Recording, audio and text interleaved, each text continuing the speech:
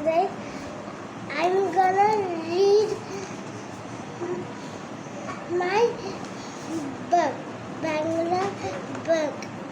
Okay, let's read. তুলি স্কুলে যায়, পরিবারের সাথে কিছু কিনতে যায়, আত্মীয় স্বজনের বাড়িতে ঘুরতে যায়। সে যখন বাইরে যায় তখন পথে যেতে যেতে অবাক হয়ে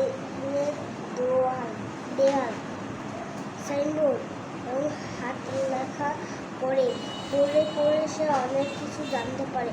তুমি পরিবারের সাথে বাইরে গেলে তুলির মতো অনেক কিছু করে জানতে পারবে। So guys, what have you learned? You can learn lots of things by reading the outdoor signs and the wall writings, and people always spray and poster right, and they even spray right onto walls and hang posters. You can read and then know lots of things.